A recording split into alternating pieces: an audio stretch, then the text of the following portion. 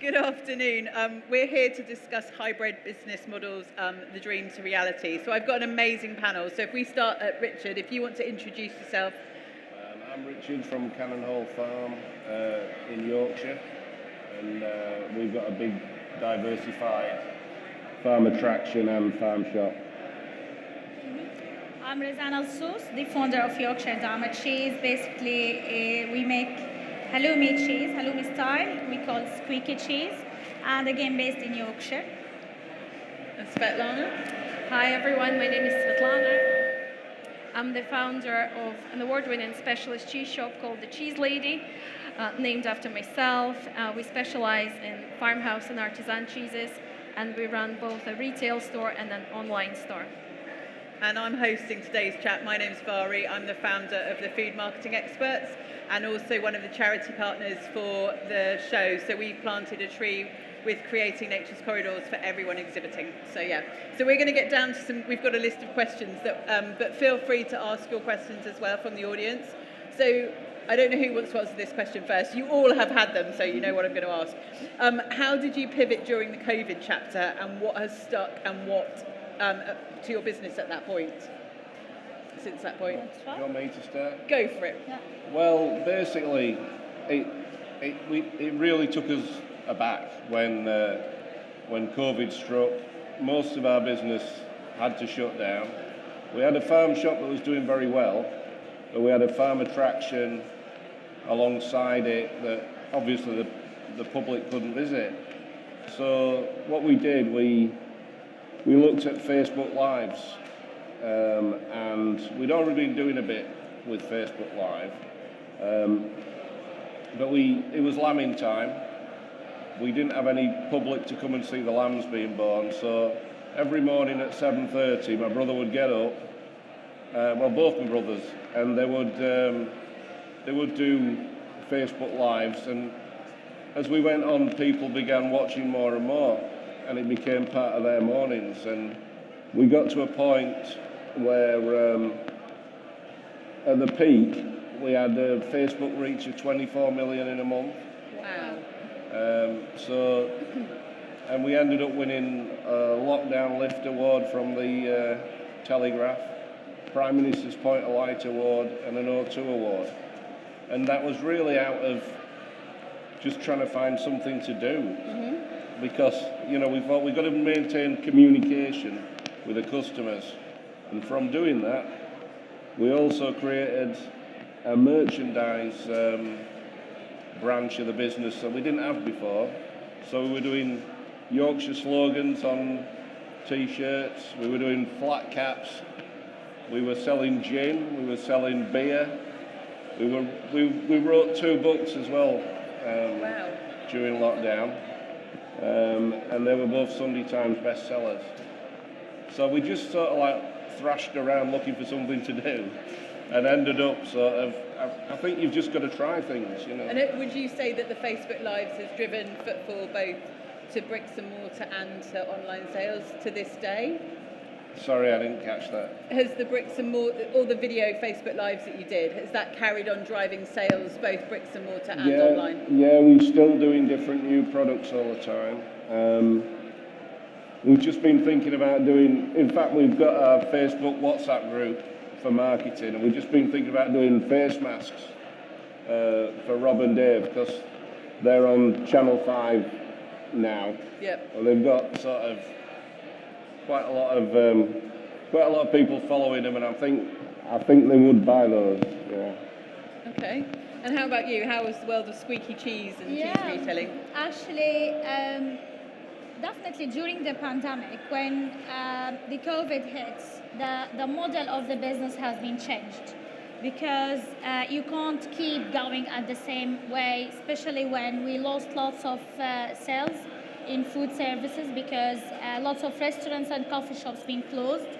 So what we thought, we start to go more onto the online business.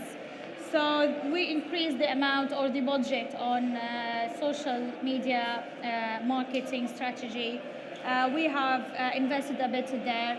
At the same time, I gave some extra personal effort as people staying at home, you can't just say, okay, this is the cheese, you buy it. You really need to engage with them. So I start to create some recipes, like spotting, like do a spot on each product. Why is this flavor? What you can do it with? So giving more explanation about the product itself. Definitely that helped a lot in increasing the online sales. Get the time to introduce to our product. At the same time, we like when people, like during the pandemic, people been really down. So you really need to show your personality. You really need to show your solidarity. You really need to show people that life is going to keep going, and it's a matter of time. There is a problem here, but we are going to fix it, and life will continue. So by showing that, and the only way we can connect with people is the social media, the internet. So that helped the business keep going forward. Okay, and Svetlana, how about you? How was the pandemic, and what have you learned and taken forward? So when the pandemic hit, we closed the shop for 2 months. So our physical shop was closed, and we went 100% online. At the time, we weren't set up to go 100% online, and it was a steep learning curve straight away. So we learned a lot of things about our website, where the gaps were, and what we could improve, and started working on that straight away. So after a few months, we actually relaunched the website to fill all of those gaps, to streamline the processes. So currently we have our new website, which we continue improving every month, because work never stops on the website. Also, during the pandemic, we started doing a lot of online tastings. So it's that way of connecting with people, because everybody was missing the physical connection. It was so great to see people, at least on the screens, to bring them joy of cheese and wine. So that was absolutely amazing. And we continue to do these tastings as much as we can now, even though they're not quite as popular at the moment. They still keep going. Also, as a business, I started looking at the things that we could improve, what kind of assets we could create with our somewhat free time that we had at that time. And I personally started writing a book, which we launched last year. So for us, it became a great asset for the business.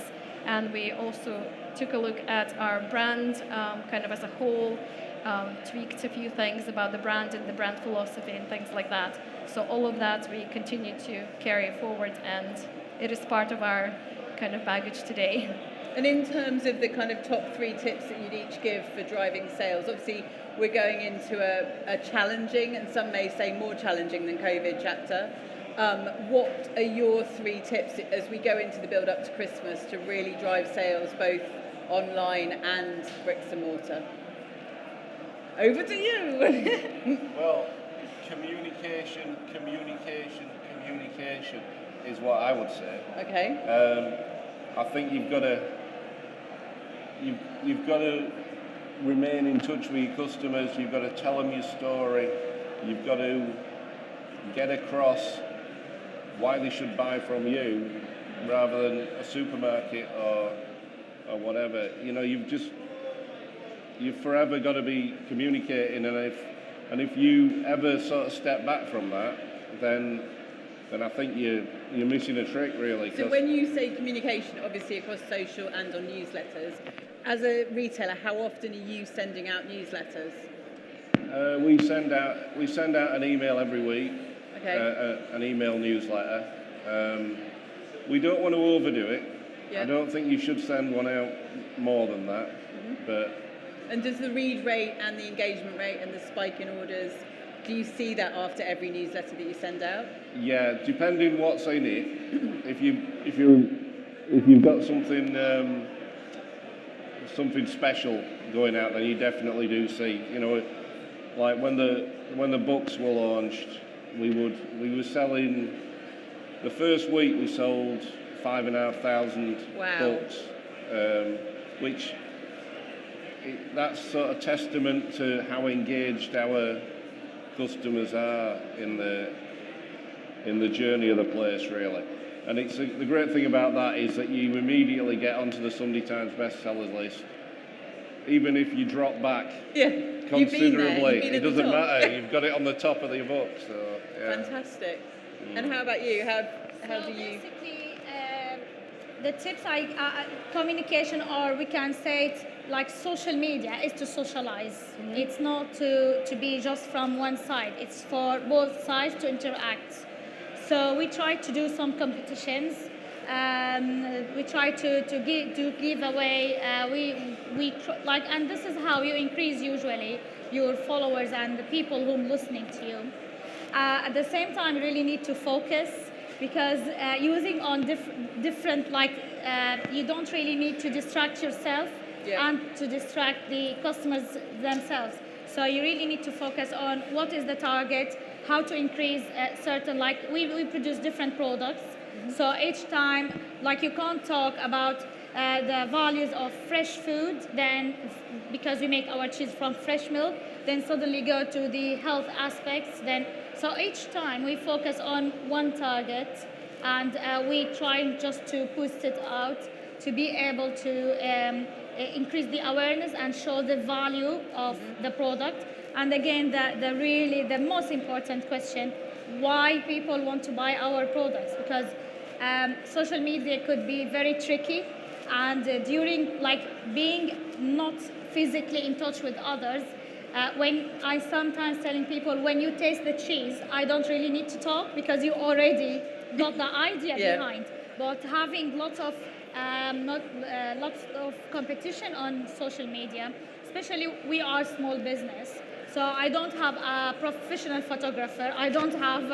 I'm trying just to work everything myself, between graphic design, doing the aspects. But at least you can deliver something with value.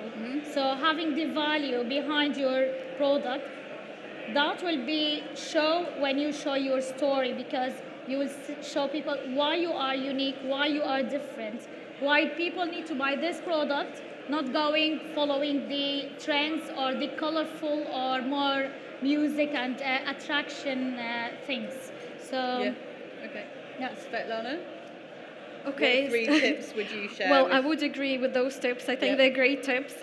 For me, I would say that I'm really big into understanding my customer and knowing the niche that I'm aiming for. So I'm not trying to sell cheese to everybody, because I know that everybody has kind of different ideas of what they like, what they don't like.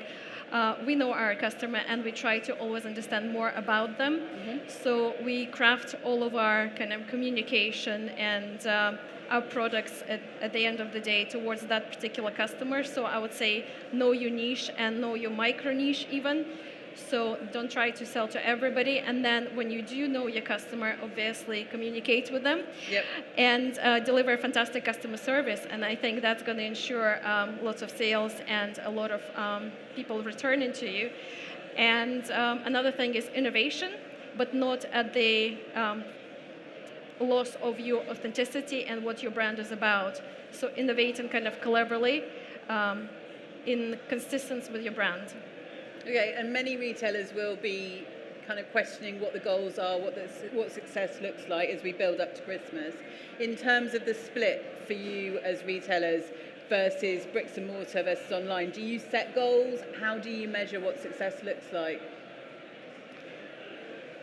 We've always been a bit of a build it and they will come sort of place. Okay. We've always been followed the Kevin Costner sort of field of dreams. So we don't really, we see what works and then we throw ourselves wholeheartedly into what it is that works. Okay. But I mean, what I would say about social media as well is that there are a lot of tools on social media now, like Facebook subscriptions, which we'd sort of been asked about doing that by Facebook, and we'd sort of shied away from it because we sort of felt we might be seen to be taking advantage of our customers.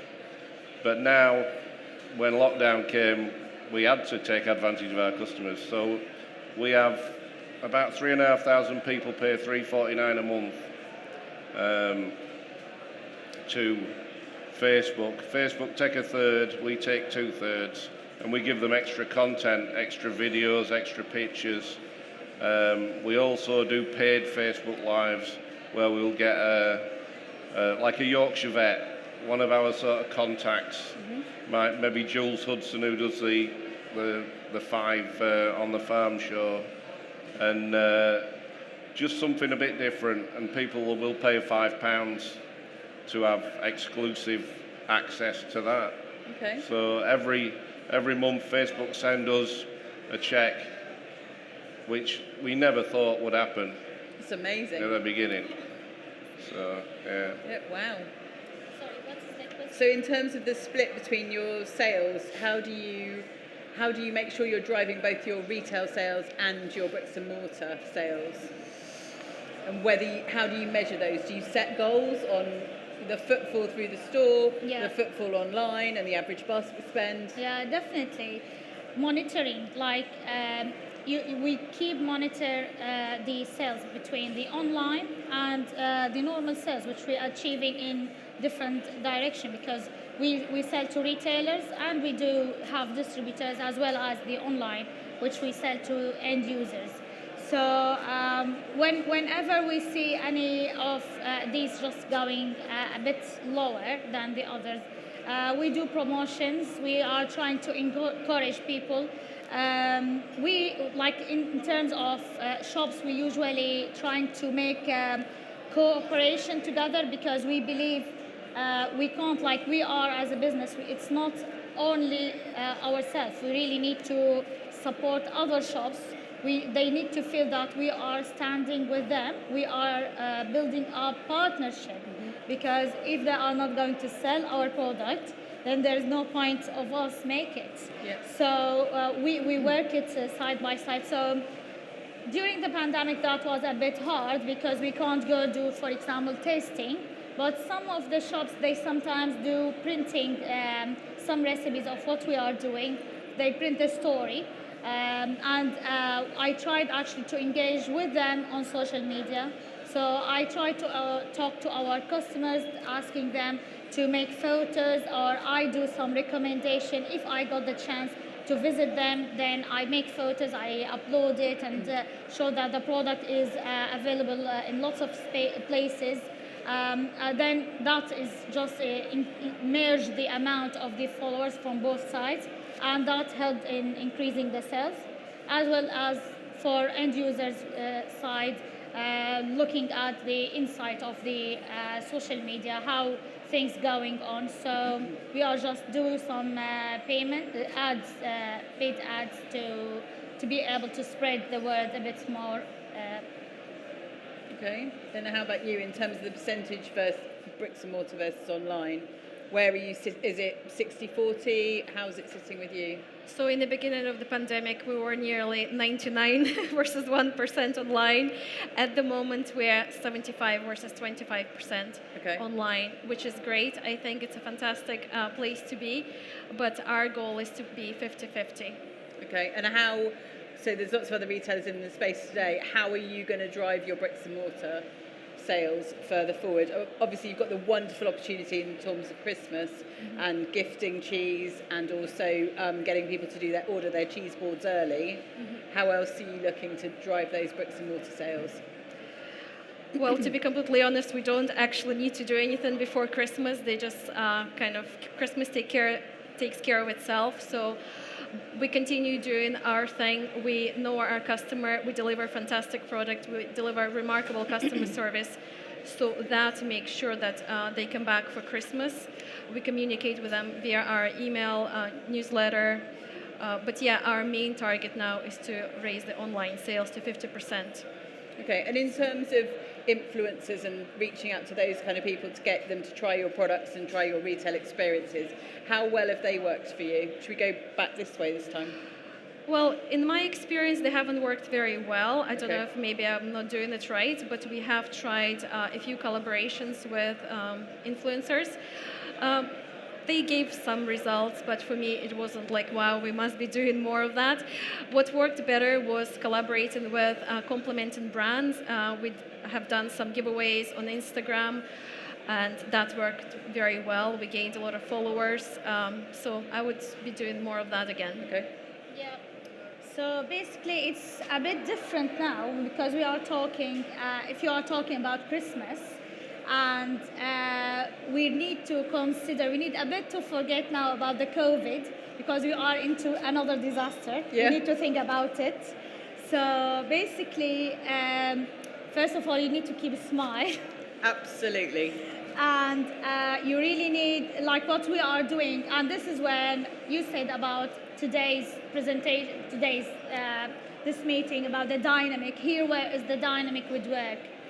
So first of all, we need to change our plan. When at certain time in your business you focus on retailers and on mass production, but when you face really hard time like what we are facing now, we are just look at our options.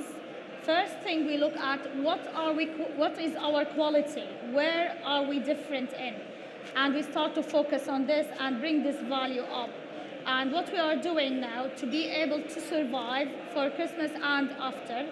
So we are trying just to go straight away with the logic and handle this matter because we are facing, people look at the price as suddenly it's just popped up, but they don't know what we are facing in terms of difficulties. Mm-hmm. So we need to transfer this slowly and in a very confident and logic way to the customer to be able to find someone who would like to buy your product. Because at the end, when they suddenly find why this water bottle we used to buy for £1, now it's £5. So when you explain the matter of what's going on in farmers, what the employees what's happening with the employment, then what challenges are you facing, people will look at your product not as only a piece of cheese on their table. They will look at you as a matter, and they will get their confidence from you. So this is why you really need to be confident.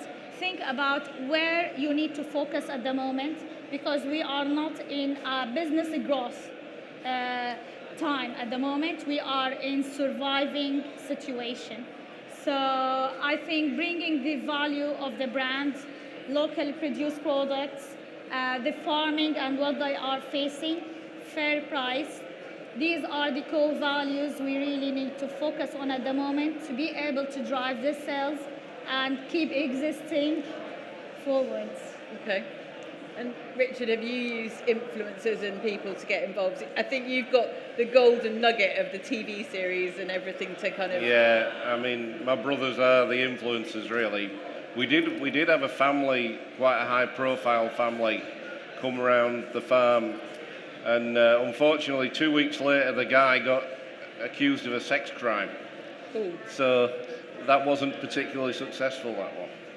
But no. yeah, so I don't know. I think you've got to create your own. Create your own noise. Yeah, I mean, at the moment our farm shop, we have a separate page for it, and I do a weekly cooking live.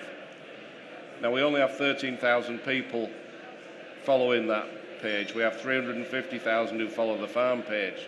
So I think what I need to do is get more involved and do more sort of lives and stuff. I may do one today actually, and just sort of ask people what they'd like to see in the farm shop. Yep. I was thinking before, when I'm wandering around and looking at stalls, maybe I ought to be just having a chat with our customers. Yeah. And how important do you think it is to keep that content really relatable and reference the fact we need to use waste veg and we need to use what's in season so that people can choose to pay for premium cheese or premium meat cuts because they're avoiding that food waste? Well, they've got to have a reason, haven't they? Yeah. And if they've not got a reason, then they'll choose the cheapest, I think. And as retailers, do any of you use Olio or Too Good To Go as a way of... Yes, we use it. And has that been, because for people who aren't aware, so Olio is a free food app that you can avoid food waste, and Too Good To Go you can pay. So consumers will pay a small amount and then they will get a selection of food for a higher value. But they're really powerful tools in getting your products and your brand out to a much, much bigger audience. So Yeah. tell us how Too Good To Go's work for you. Well, Too Good To Go's, it helped us a lot because since we're making the halloumi cheese, we always have byproduct, which is ricotta cheese, and we produce it in a huge quantities. And again, our focus mainly on the halloumi because the ricotta market, the ricotta got really short shelf life, so we didn't get the chance to market it really well. In the past, we struggled a lot. We used to just store it in freezers, and then after 6 months, we throw it away. We thought a lot of give it just for free with any online orders. Then until we met the Too Good To Go, and we find it is a very good thing as people come over, they buying a value of £9 for £2. So for us, at least this will protect the cheese from waste. They taking, it's supposed to be like about to finish product, but it's a very fresh product. And that encouraged people to buy something else. So that helped us to get people coming over to our small factory shop. Then they look at our business. They see from the window that we are making the cheese from milk. It's just a pre-packed product, so they feel the life. They get the facts about the product, that it's an exist product. So they get excited. They buy the cheese and they enjoy the ricotta. They share some recipes. So I think it's absolutely nice. It's a really good way of driving It's really traffic. good. It's really good in marketing and in find a solution for your waste food. Well, and from a kind of give back perspective, it gives people a really affordable way of buying some Definitely, great quality food. So if you haven't checked it out, check out the Too Good To Go app. It's well worth it. Yeah. So in terms of personalisation, obviously that's been a buzzword for a number of years now. How do each of you offer your customer the most personalisation and most personal shopping experience? Svetlana, do you want to start? Bricks and mortar or online or both? Just generally across your business, I think is probably the most valuable. So in store, we obviously do our personalized customer service. We have customer service guidelines that me and my team use when we serve every customer that comes through our door. And for online, that's been a kind of a tricky thing to transfer all of that, what we do in store, to the online store. But we have implemented a few things so far. So we have a cheese explorer on our website, which is on the homepage. And if customer lands on our homepage, they can let us know what they like already. For instance, they like stinky cheeses, so they'll click on that, and I'll offer them a selection of other stinky cheeses to try. So that's one way. And also we have quite a few different filters in our cheese section especially, and they can again select what milk they like, whether they like it firm, soft, whether they like to drink red wine or white wine. So when they select those filters, it just kind of all narrows it down from 100 different cheeses to 50 to 20. So that's kind of our way of personalizing it on the website at the moment. Okay. How about your shopping experience? So basically, this is we are trying just to give a personality or persona for our product. That helps sometimes in when you do any of the social media posts. You really need to think, like I think about the colors, what the message behind. Most people, like I tried sometimes to do some survey and to discover how people looking at these products as a vibrant, as energetic, they feel happy that they are eating this product. Halloumi means meeting, barbecue, summer, so all of these giving them. So I'm trying just to reflect that on our posts. At the same time, I always love to share the Google reviews, because when you keep talking about your product, definitely you see your product is the best. But when you share someone's experience, that is absolutely different. And that happened randomly because I had lots of people who using our cheese and they feel so proud that they use our products because of the story behind, because of what we are doing, maybe the resilience that gives them a power actually. So whenever I feel people tag us, just I reflect it back and do it again on our social media to share it with the others.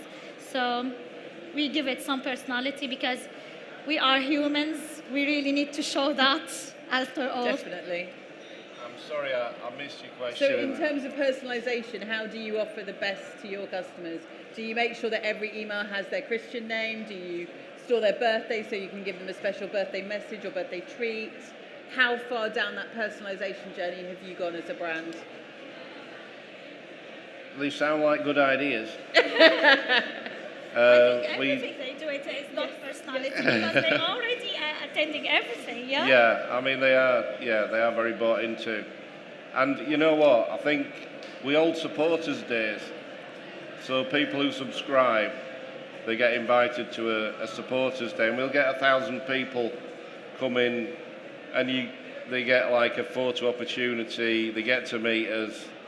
They and to be honest with you, that seems to be they love it, and they come back 2 or 3 times a year. Wow. And they come from all over the country. We get all sorts of mail. People draw pictures. They make. You've got a ready-made content plan right there. They do embroideries. Wow. It's like it's a strange sort of carry on, but you know we're really grateful because they're lovely people, and they're so bought into the ethos of the place. Yeah, I mean, I would say we've got a very personal relationship with many of these people, and we would never have thought it sort of maybe 5 years ago. I think that's when it sort of started to happen really, and I think that's down to the social media side of things. The people feel like they know you because they spend so much time with you. Yeah, even from the privacy of their own home. Yeah. I would advocate that if you are emailing your customers to make sure that you do put their Christian name in, it does matter. I recently received an email that said to the parent of, and I was like, you know my name, you take the money out of my bank account every month. Yeah. You know, I don't need to be known as Grace's mum.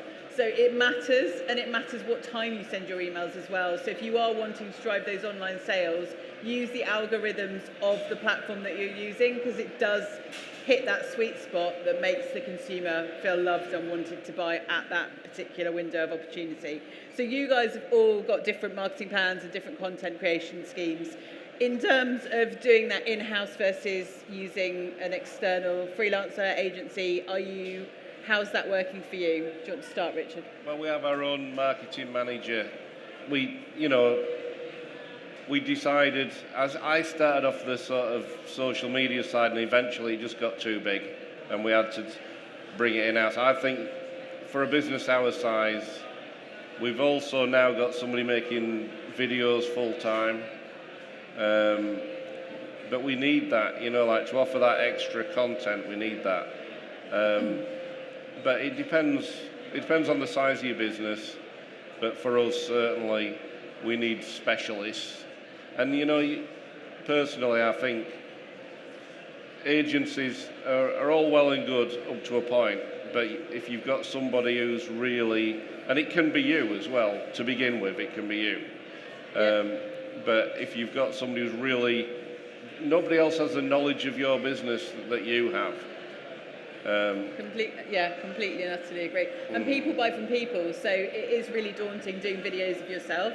And yeah, I'm the world's worst person at taking a selfie, but actually it's really important because people will come to you for your products, for your retail experience, and therefore they want to see you. They want to see the behind the scenes stuff, which be you brave. show. Yeah.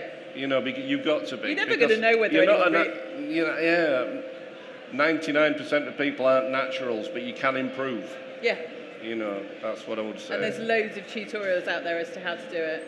And in terms of the stockists that supply you, do you use their content? Is that something that retailers can use more of? Because all the brands are wanting to create that noise around their products. Do you grab that and say, yes, we'll use that and we'll do a social post about it? I think we should do to a degree, but I think you can do too much of it as well, and it becomes a sort of a cacophony. Yep. What I would say is that if you've got somebody in store who's doing a tasting or a demo, then that's probably the time to share that with your customers, because then you get the personality across more again. Yep. And I think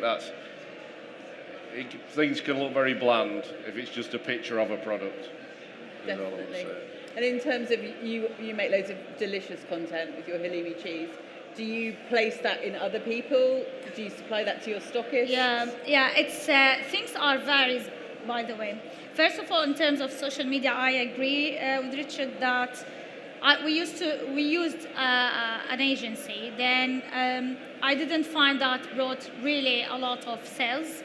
While sometimes when I do just a random cover or video, then you find this is just bring up all the people down. So at the moment I do it myself, but in terms of the cooperation or tagging each other's, there are different, like nowadays we are just reflecting everything behind the computers as we need to tag us on social media. But in real life, we are tagging each other's.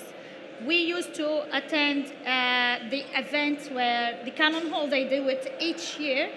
And when I am in different events, people asking me, when are you going to do the halloumi rolls? For us, Cannon Hall means meeting Razan and having the halloumi rolls. So this is a real tag, because people tagged their event with our cheese and enjoying the food at the same time. And that is happening all the time with us in lots of events where people, you'll find them from a producer perspective. We always ensure that we want the same space, because I find people, they coming straight away from the door towards you. We know that you are there. So this is a real tag. Yeah. And indeed, as well, the social media is helping as well. How about you? You've been doing lots more events I've seen on social over the summer. Yes. Well, to answer your original question, I think is who's doing the social media posting, yeah? So I've started doing it by myself a few years ago, but then obviously wearing so many hats in the business, you have to outsource some things. So I've started working with an agency who do certain posts, an amount of posts per week for us. And it's great because that's kind of the thing I can outsource and free up some of my time. And my book has been instrumental in helping them to create content. Whereas I still think it's important for me to post some authentic kind of live posts, so to speak, from the shop as well, just to show what's happening, what's new, to let people see the cheese lady, like the guys were saying here, to connect with the customer and give them kind of a flavor of what's going on at the shop, other than just our whole brand philosophy and things like that. And has doing events over the summer that you have done, has that really helped raise the profile of the brand and drive a few more sales? The foodies festivals. Yeah, you don't have the luxury that Richard has with a huge farm to be able to do those kind of events. So for you, it's about getting out to different locations. It was an interesting experience. That was the first time I was at a festival, especially after the pandemic. So I did 2 foodies festivals. It was great to connect with customers and to see them live.